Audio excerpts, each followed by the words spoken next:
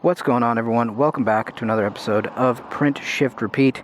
Today we're going to take a first ride on my new-to-me 2019 Kawasaki Ninja 400.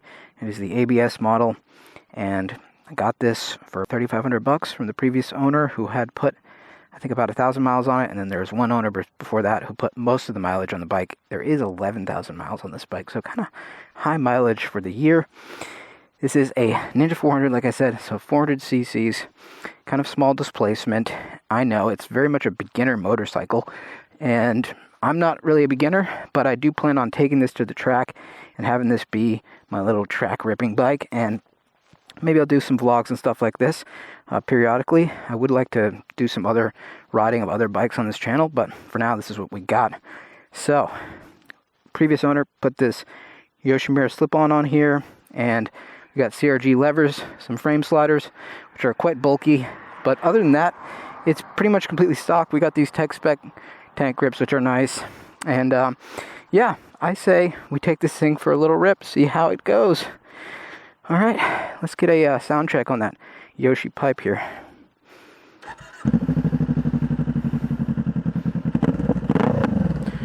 Nice little crackles and pops. Gotta like that.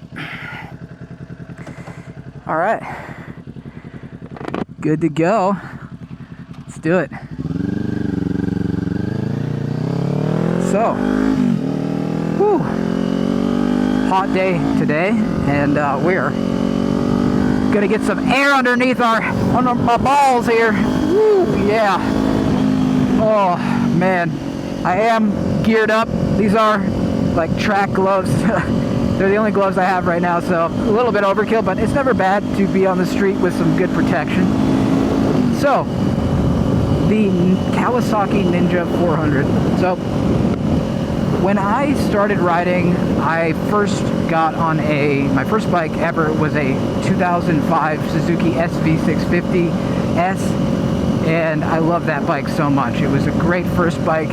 650 parallel twin, and it just had a lot of power, a lot of grunt, a lot of torque, and it was just a fun bike to ride. And I would say that's a great choice for a first bike, is a SV650. And why might you get this though? So the reason I got this bike, like I said, I got it for a pretty good price. It was $3,500.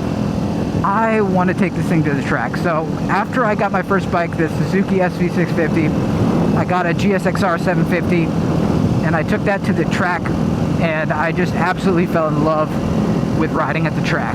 Now, for a lot of people, might be a little bit intimidated about riding on the track. Wow, that guy's crossing the yellow lines. We gotta love that. Oh man, that's one thing about, as I talk about the track, riding on the street. Not necessarily my idea of enjoying a motorcycle to its fullest is riding on the street. I mean, it's fun to go for a little Sunday ride on a nice sunny day, but it's kind of sus, dude. Not gonna lie. And you might call me a pussy for that, but riding a bike when there's people on their phones and fucking driving these huge trucks and shit, just being dumbasses, it's a scary thing. So if you want to test your motorcycle's limits, if you want to test your limits, the best place to do it is the track. And I quickly learned that after I just did some stupid stuff on the street and was like, I'm probably going to die if I don't get my rocks off in a safer setting. So I started riding on the track, and I did one track day and just absolutely fell in love with it on my Gixxer. And I went for my second track day and ended up crashing. Very, very minimal, light crash, just a little low side. I think I was going probably like maybe 55, probably less, at New Hampshire Motor Speedway. Give it the beans, eh? Give it the beans. Oh yeah, bud.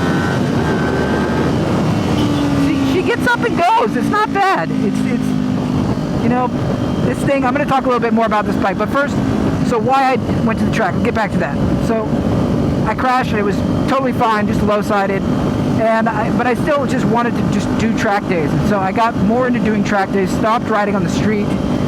I moved to New York City, and there wasn't a whole lot of hope for me to do track days. And then I found this awesome track in upstate New York called New York Safety Track, and started riding there. And I got another cheap Gixxer 750. I had sold my other bike, so it was a track only bike, and I just fell in love with it. And I started doing track days.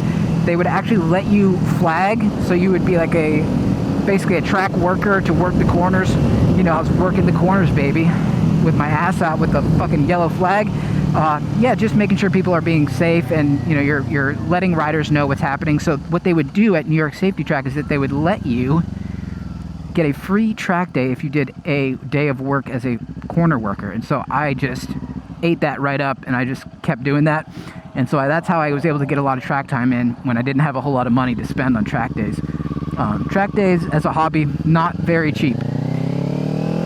So that brings me to today. So that was about 5 years ago, was my last track day, and I just got away from it because life got busier and I just had other things. So now we are in the present day. It's been about 5 years since I've really been on a bike, and here we are with the Ninja 400. So why did I go with the Ninja 400 and not like a 600 or 1000? Well, mainly the reason is when you're learning how to ride at the track and when you're really pushing the limits of a bike, it's better to start small, in my opinion. And here's why. I think when you're riding smaller bikes, there's a much better sense of corner speed when you can really have to, with a smaller bike, exercise that corner speed and carrying speed, which is a fundamental part of motorcycle riding. And when you're on a 600 or 1000, obviously those guys, when they're really, there's people that ride 600s that can really rip and absolutely dominate track on a 600 or 1000, but it's much more about you stop and go when you're on a 600 or 1000, and you get a lot of power obviously in the straights, and you can just goose it in the straights, whereas on a Ninja 400 it just doesn't accelerate that fast, nowhere near as fast as a 1000. And so what you got to do is you got to carry that corner speed, and you'll see it on the track when you're in like intermediate or something on the track, and there's guys with 1000s and 600s, and they're doing, you know, really high top speed in the straightaway, and then when you see them in the corners, they're like putt-putting, going very slow in the corners. So a lot of times in intermediate, especially on the racetrack, you can keep up with those people who are on 600s and 1000s on a 400 or a 300 or something just by carrying corner speed. And personally, I would rather ride a small bike, a slow bike fast, than a fast bike slow. To me, it just seems like a better place to begin going back into my track journey is with a little bike like this, a 400. And also, it's just, I can get a nicer bike for the amount of money that I spent on this. Whereas if I was going to spend $3,500 on a bike that was a 600 or 1000, it would have to be pretty damn old and probably pretty beat. So that's why I went with the Ninja 400. And another reason why I went with the Ninja 400 is it is extremely modifiable. So there's so many parts out right now for this bike. This bike is raced in a class in Moto America and also in World Superbike. They have a 300 and 400 class where this bike is raced. So there's a ton of aftermarket support for this thing. There's so much parts availability. It's just a great overall bike to have if you want to be riding it at the track. So that's a little bit about my track journey, why I got the Ninja 400. Now, as far as how this bike feels, it is pretty nimble. Now, the previous owner, they kind of really fucked with the handling, unfortunately, by putting some larger tires on it than what is the OEM spec. So I've actually heard that what people do is they go down 2 tire sizes in the back for doing races and track days. They'll put a 140 on the back, 140 width tire on the back. There's supposed to be a 110, but this is a 120, and then on the back is a 160. So you kind of fucked with the flickability of it. So it actually feels like more like an SV650 than it does a little light bike like this should be. Now this weighs, I think, around 360, 370 pounds wet. So it is a very light motorcycle. And that's what makes it really nice to go through the twisties with. But once I get some tires on here, which I actually have purchased a set of Pirelli Diablo Rosso 4 Corsa tires, we're going to put those on here, and there's really no difference in terms of the width. It's just the level of grip on the back, and on the front it'll be a smaller size, and it'll be able to tip in a lot easier. So that'll be a good thing. All right, let's give it some beans here. 12,000 RPM, red line. Not bad, not bad. You really kind of have to rev this thing out to get the full beans. Kind of in the tuck here. Brakes. This does have ABS, like I said. The ABS is not necessarily ideal for the track, unfortunately. You know, I found this one for a good price, so I got it. But ideally, you probably wouldn't want ABS for the track. For the street, it's great. ABS is going to prevent you from going over the handlebars if you're really, really braking in an emergency situation. But it's also going to prevent the front wheel from locking up. But it is not necessarily ideal. We got a corner here. Let's goose it, bud. Do a little street squidding. Keep the bike up. Small little gravel there. Just giving her, bud. Trail braking just a little bit into that. That's got a little bit of get up and go here. It's not bad. You know, the brakes. Let's try the brakes out. We're doing about 70 and then. Yeah, the brakes are all right. I think that's one thing that people say is a really good mod. It's just brake pads for the track.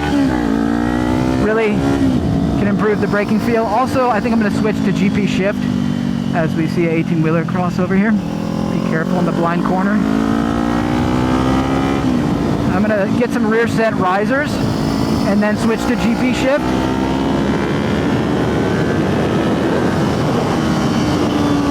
Just giving her a little bit, eh?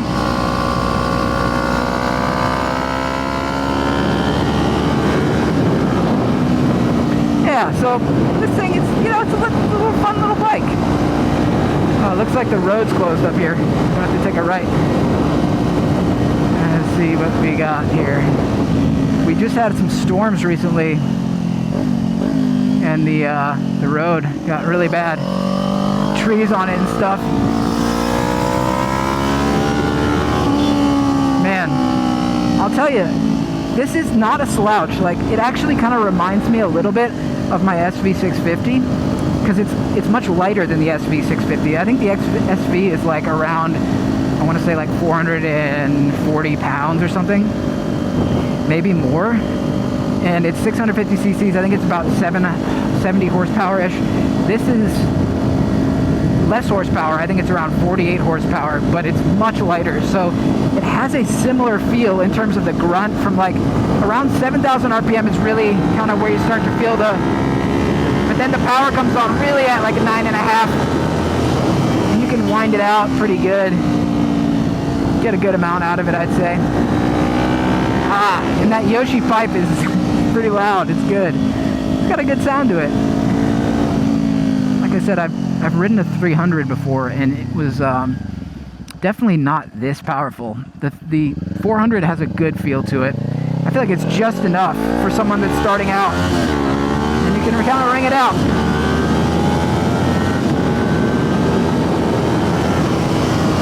A little bit of brakes. Oh yeah, that 8,000 to 9,000 RPM, really where the power kind of comes on.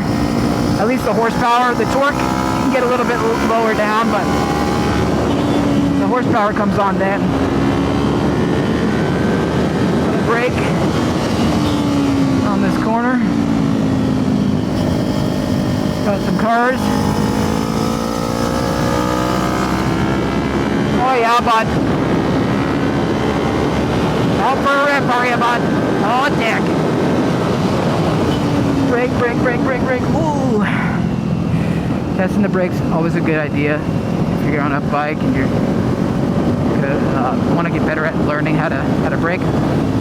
Anyway, this has been kind of a long video, I suppose. If you've been watching from the beginning, I really appreciate it. But yeah, if you guys have any ideas or suggestions for more content from me, if you guys want to just hear me talk and ramble about random shit while I'm riding a motorcycle, let me know. If you like these kind of vlog style videos, we are going to do some upgrades to this bike, which I want to document. We got some case covers, and like I said, we're going to get some rear set risers and switch to GP shift. Got a couple other things I'm going to put on it.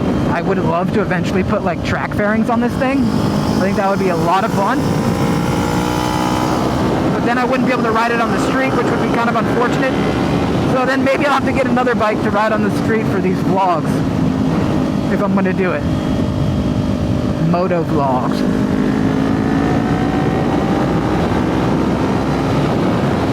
Yeah, buddy. Oh, yeah, buddy. You'd like to see that sign right there if you're on a motorcycle. Oh, dick.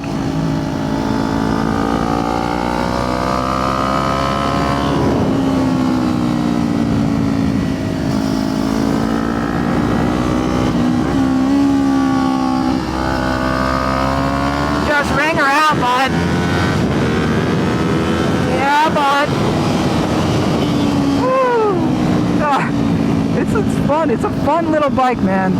Like I said, it's so much fun to ride a bike that's slow, fast, and ride a fast-ass bike slow that you can't even reach the full potential of. Especially on the street. Like, if you're on an R1 or something, like, you're breaking every speed limit in first gear. So, it's not going to be super fun. But, if you're on a little bike like this, man, you can just wring the piss out of it, dude. It's a lot of fucking fun. Yeah!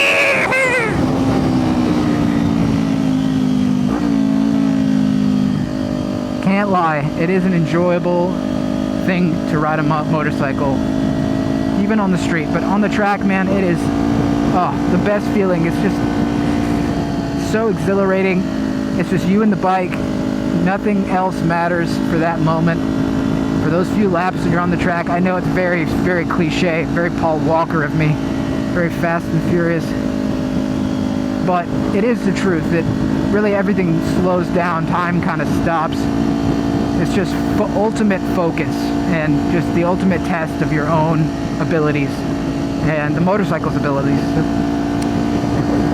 So with that, I will call it a day. Hopefully the audio... Alright, well, that's going to be it for right now. Hopefully the audio wasn't horrible. And I hope you enjoyed this little first video. Until the next one, PSR, print, shift, repeat. I am out. Love you guys.